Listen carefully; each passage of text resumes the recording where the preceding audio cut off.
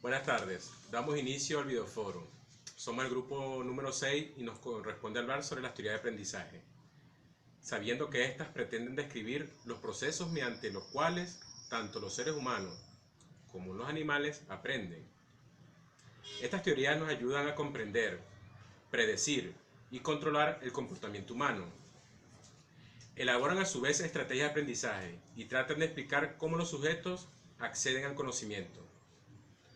Su objeto de estudio se centra en la adquisición de destrezas y habilidades, en el razonamiento y en la adquisición de conceptos. Estas teorías, por su parte, nos proporcionan un vocabulario y un armazón conceptual para integrar diversos casos de aprendizaje. Casi todas las teorías tienen un sustento filosófico psicológico y se han adaptado para aplicarlas en el campo pedagógico, pudiendo así trasladarlas al aula y poniéndolas en práctica. Entre las funciones de las teorías del aprendizaje están las de realizar un análisis más profundo sobre algunos de los aspectos de aprendizaje más dignos de ser investigados, resumir una gran cantidad de conocimientos acerca de las leyes del aprendizaje en un espacio relativamente corto, explicar en forma creativa qué es el aprendizaje y por qué actúa como lo hace. Busca proporcionar una comprensión básica sobre el aprendizaje. Muchos han sido los autores que dedicaron sus vidas en plantear teorías del aprendizaje, tales como Piaget, Vygotsky, Gardner, Nova. Pero en esta discusión hablaremos de Ausubel, con su teoría del aprendizaje significativo, y Brunner, con su teoría de aprendizaje por descubrimiento, ambas de índole constructivistas. ¿Qué conocen acerca de David Ausubel, su vida, estudio, entre otras cosas? Bueno, de David Ausubel te puedo decir que nació en Nueva York en el año de 1918. Él desarrolló la teoría del aprendizaje significativo, que fue una de sus mayores aportaciones en la pedagogía constructivista. David Ausubel, su origen fue judío y él, una vez que emigró hacia Europa a estudiar, desarrolló luego en su país una importante labor profesional, como fue la teoría en la psicología de la educación escolar. Ausubel dio a conocer lo más importante de sus estudios en la década de los años 60, en obras como Psicología del aprendizaje significativo, verbal y Psicología educativa desde el punto de vista cognoscitivo. Ausubel desarrolló en sus teorías y métodos de enseñanza en la relatividad relacionada con el aula, una vez integrados los estudiantes con el docente.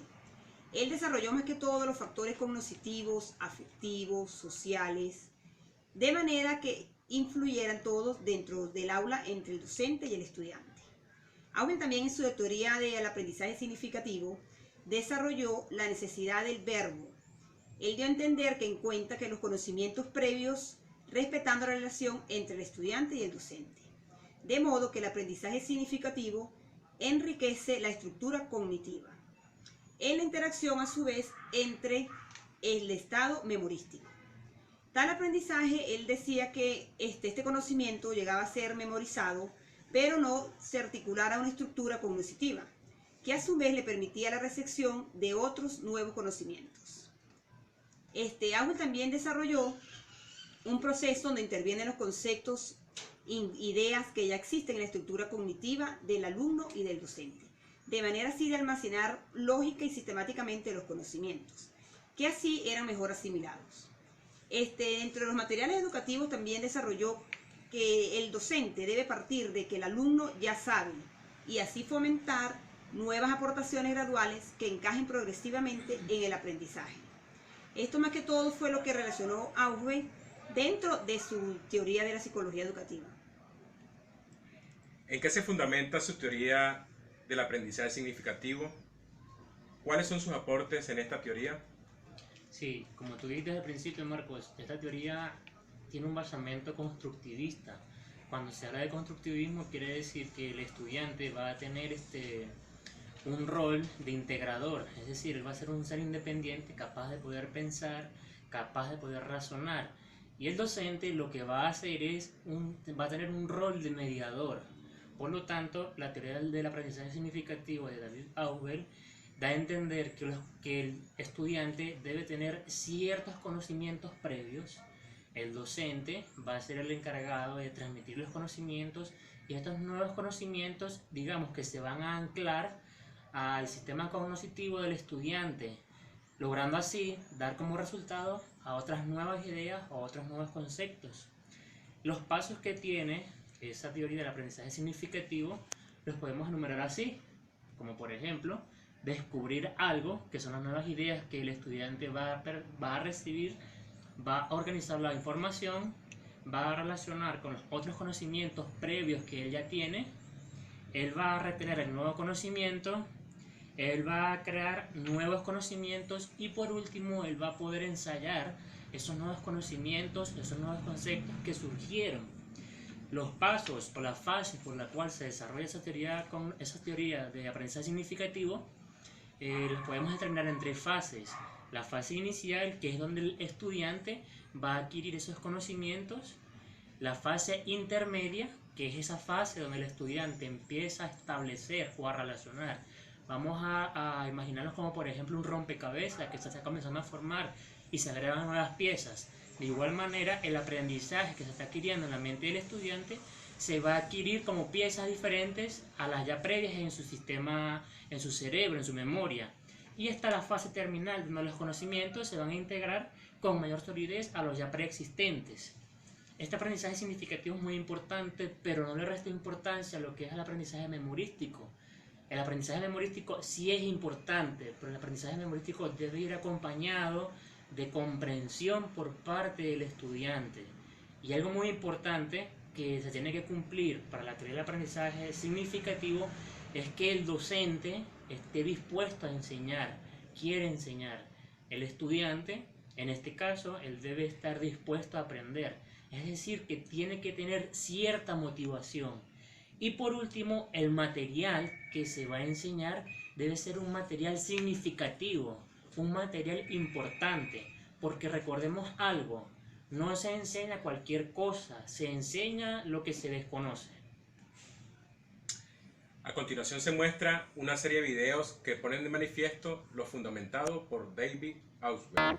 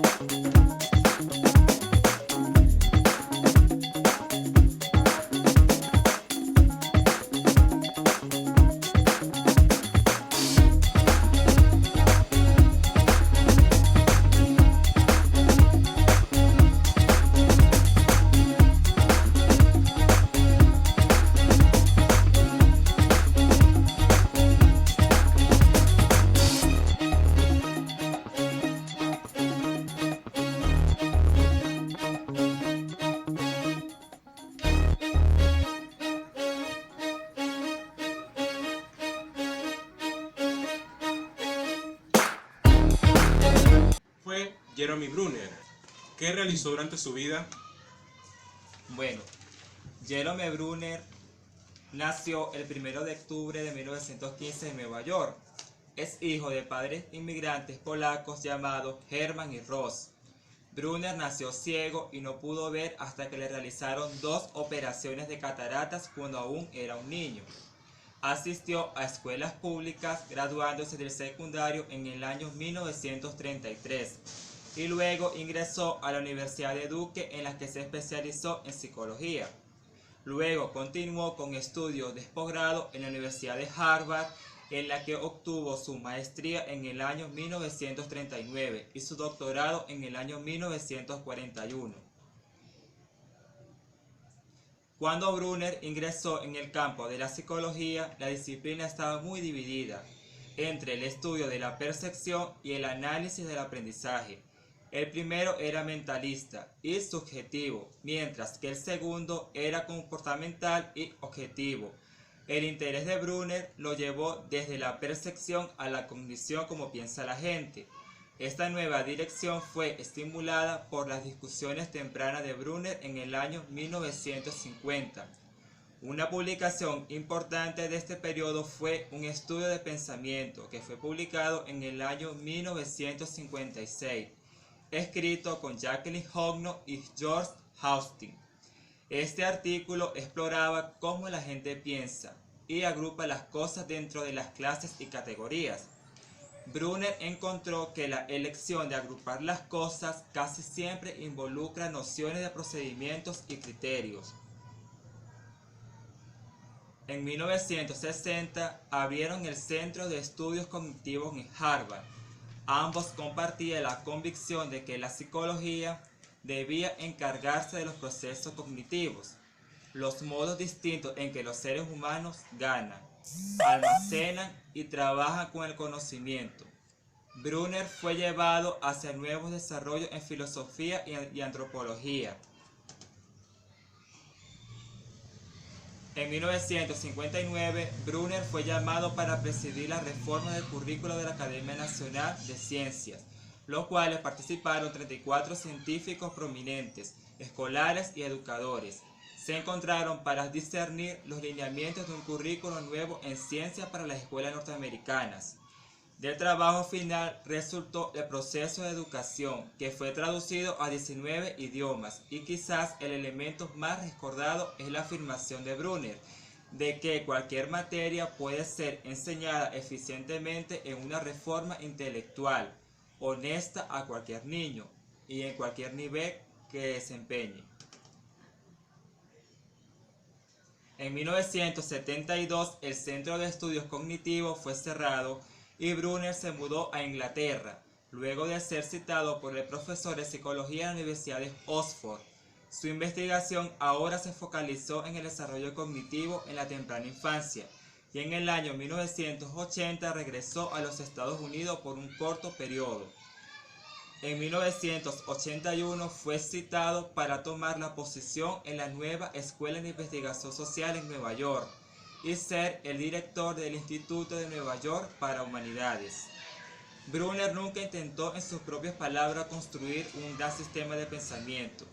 Su principal interés fue la psicología, y especialmente la percepción y cognición, así como la educación. ¿En qué se basa su teoría del aprendizaje por descubrimiento? ¿Cómo contribuyó con esta teoría? Sí, como se explicaba anteriormente, Brunner en la década de 1960 desarrolló una teoría para llevar a cabo el proceso de aprendizaje cognitivo de tipo constructivista.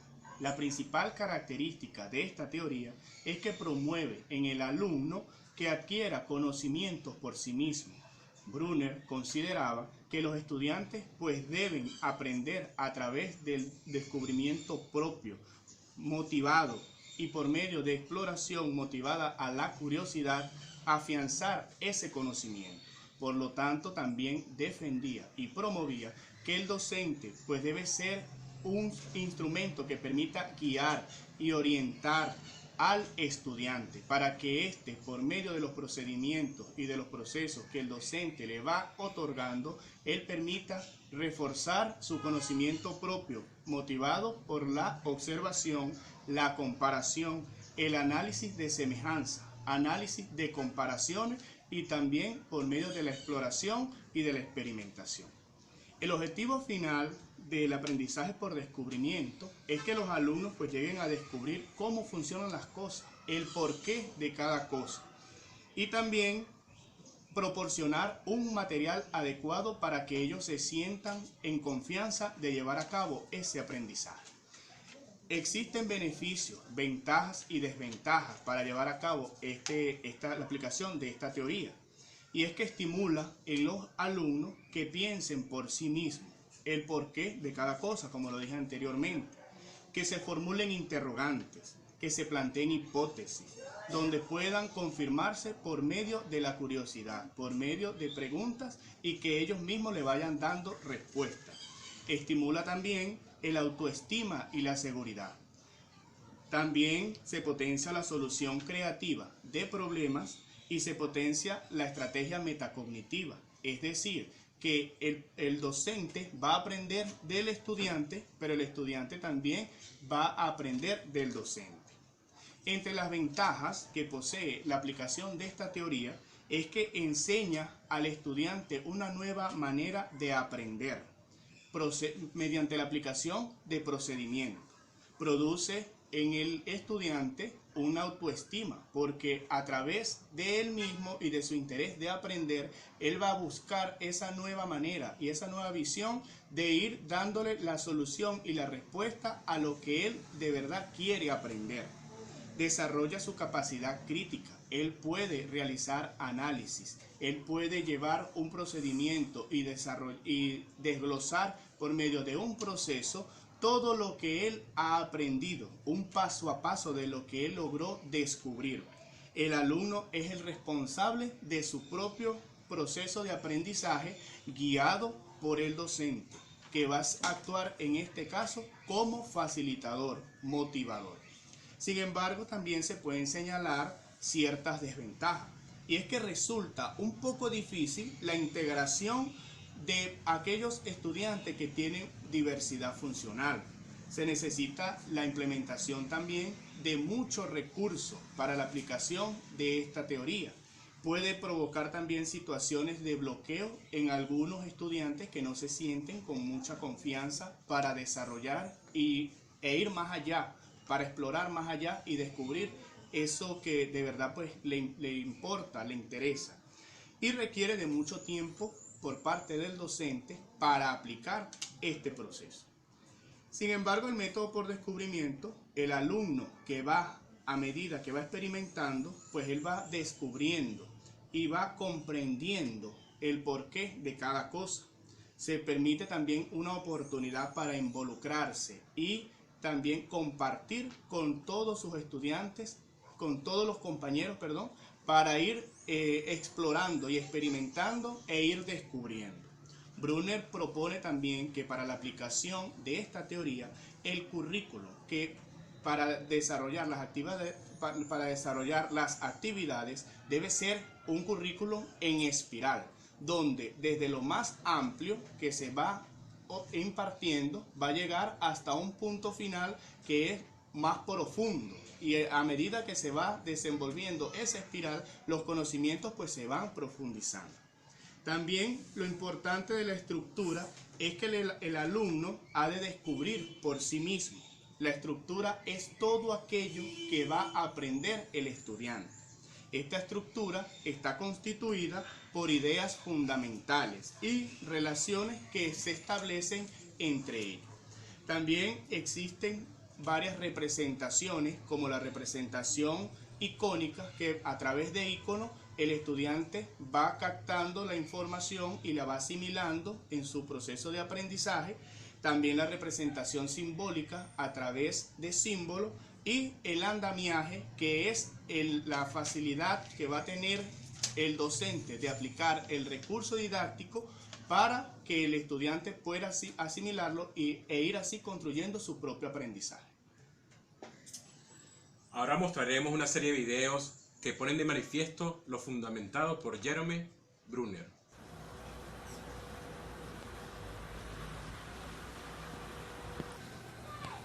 A ver, Estela, ¿En qué parte de tu lengua sientes el sabor dulce?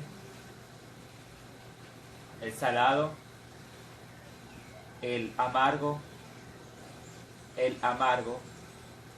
¿El agrio?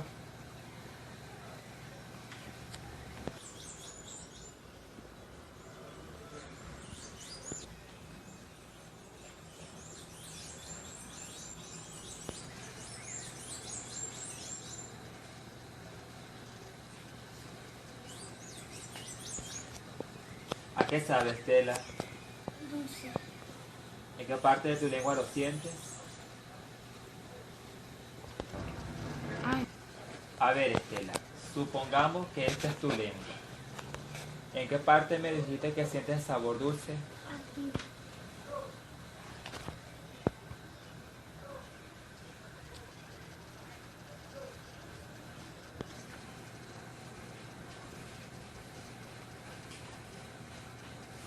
¿A qué sabe, Estela? Salado. Salado. ¿En qué parte de tu lengua lo sientes? A ver, Estela, ¿dónde sentiste el sabor salado? Acá, ¿verdad?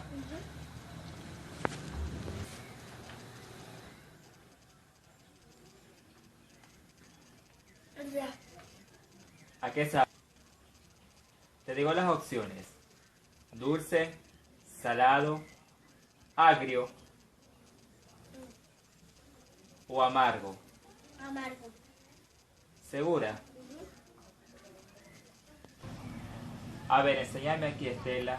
¿Dónde está el sabor amargo? Aquí.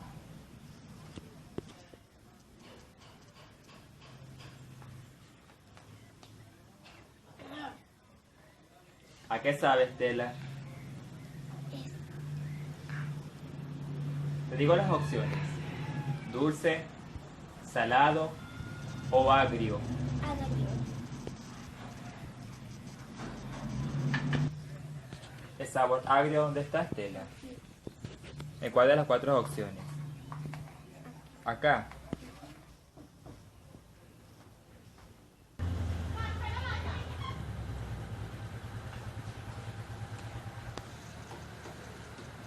A ver, Jorge, ¿en qué parte de tu lengua se siente el sabor dulce? ¿El salado? ¿El agrio? ¿El amargo?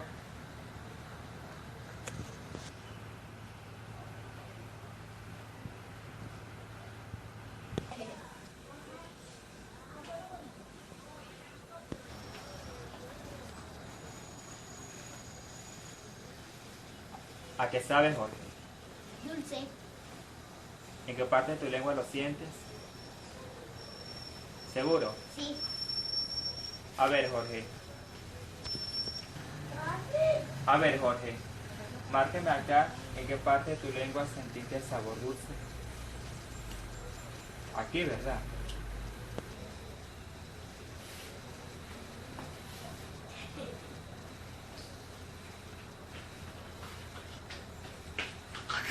¿A qué sabe? Salado. ¿En qué parte de tu lengua lo sientes? A ver, Jorge, márqueme acá en qué parte de tu lengua sentiste el sabor salado. Acá, ¿verdad? Por los lados.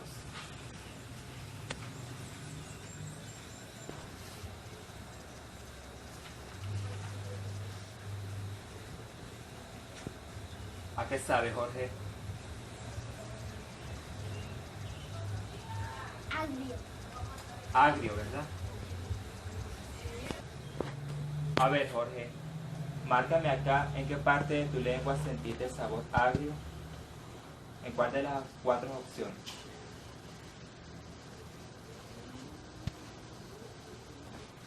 ¿Seguro?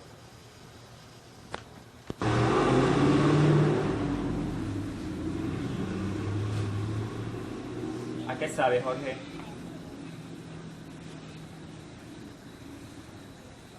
Te digo las opciones. Dulce, salado, agrio o amargo. Amargo.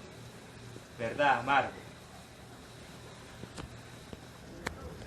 A ver, Jorge, Márqueme acá estas 4 opciones donde sentiste sabor amargo.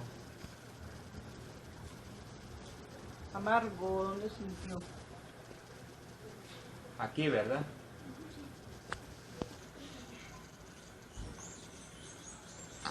Está grabando. Ok. Hola, ella es Andrea, de 11 años. Estudia sexto grado. Andrea, si aquí tengo 20 cuadros rosas y 6 azules, y luego estos cuadros se introducen en esta caja, lo revolvemos por un periodo de tiempo, ¿no?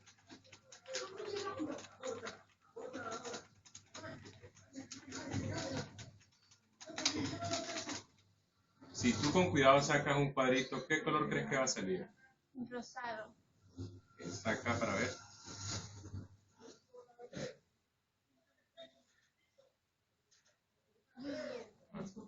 Salió azul, pero ¿por qué tu respuesta fue rosado? Porque había más Más que, cuadritos de color rosado.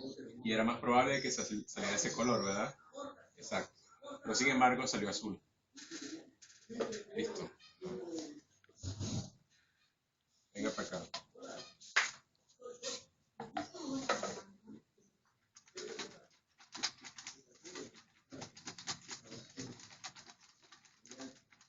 Mira la cámara, ¿no? Hola, ella es Gaby, ella es de 9 años y estudia cuarto grado. Gaby, te haré la misma pregunta. Si aquí en esta caja se colocaron 20 cuadritos rosados y 5 azules, ¿qué color crees tú que saldrá al tú introducir tu mano aquí en la caja? Sácala a ver.